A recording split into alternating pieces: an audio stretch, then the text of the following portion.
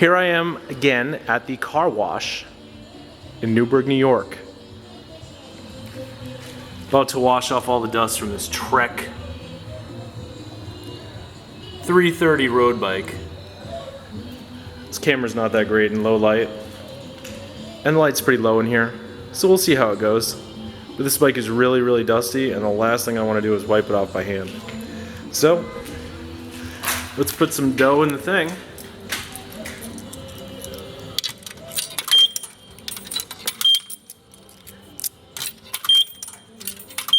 Oops, turn it to rinse first. And don't...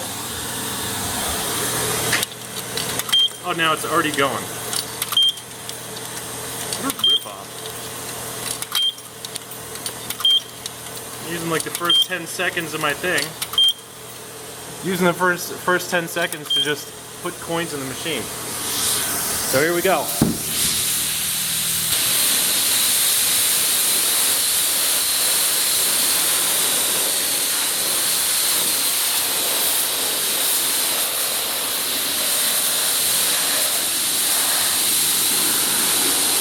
This is a Trek 330 that I just got today.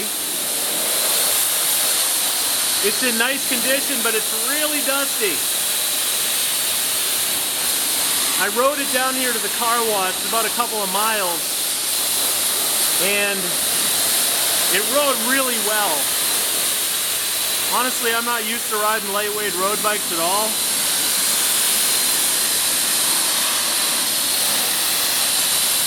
The only problem is that the chain is really gummed up. So the gears kept skipping, but it kind of mellowed out. Now as I clean this, and I know theoretically I'm not supposed to be blasting this thing, but as long as I don't blast it into the bearings and into the vent holes in the frame, I should be okay.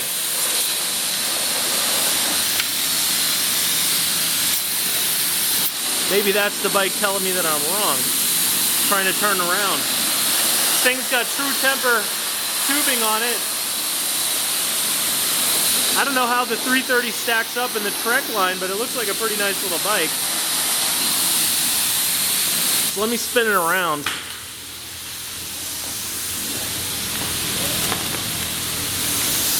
Whoa! I'm kind of working on a deadline here because I only got a few minutes. I really should get my own pressure washer, but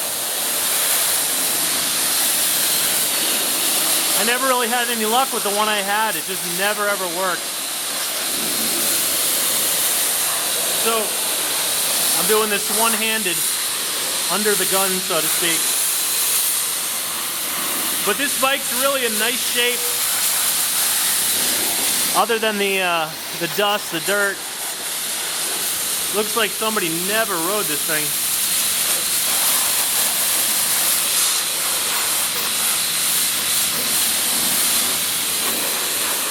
Now, whenever I clean a bike like this, I always find a spot or two that I lost, or that I missed.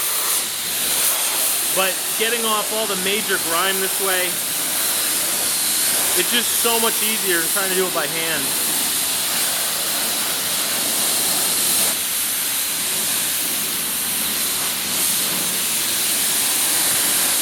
And hopefully the bike will dry on the way home. Although I probably will end up with a big strip of water up the back of my shirt. Now I'm trying to get all the stuff off the spokes because the spokes had a heavy coat of dust on them. But I've only got a minute left. I hope this video makes some money at some point because I just spent $3 making it. How many views do I have to get in order to make recoup my investment? Who knows, but to be honest, this is kind of therapeutic, and it makes the bike look 100 times better.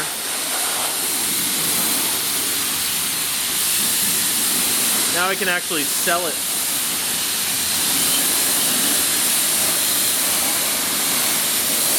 So we got about 20 seconds left, and I am very happy with the way this bike looks. Very happy.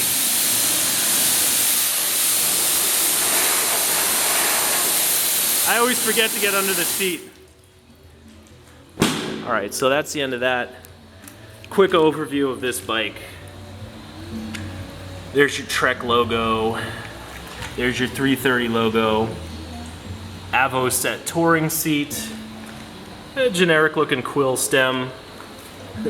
Must not be super high-end bike because it's got suicide levers and they're steel, but they really came in handy. There's your Trek badge on the front. X-Age. Brakes. Little Joytech hubs. So not that high-end, but it does have true temper double-butted frame tubes. It's not OX Platinum, but it's something. Let's see, toe clips on the pedals. Wasn't too stoked on those. Getting my feet in them. Going around to the other side here.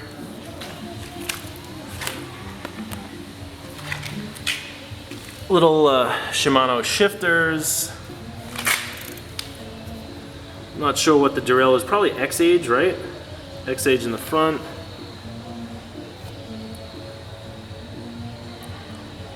Wow. Camera does not want to focus. Focus on me, camera.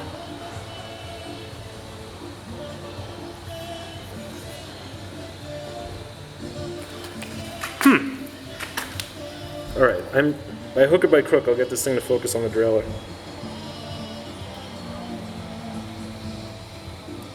I guess not. Anyway. Bio-Pace chain rings, which are popular for a while. X-Age rear brake, or X-Age. Little Trek logo on the frame. Integral seat clamp. Lugged head tube. Really a nice little bike. And that's it. Pressure washing and inspecting the Trek 330 and, oh, here we go. Matrix tires that are holding 80 pounds, even though they probably haven't been out of the garage in 10, 15 years.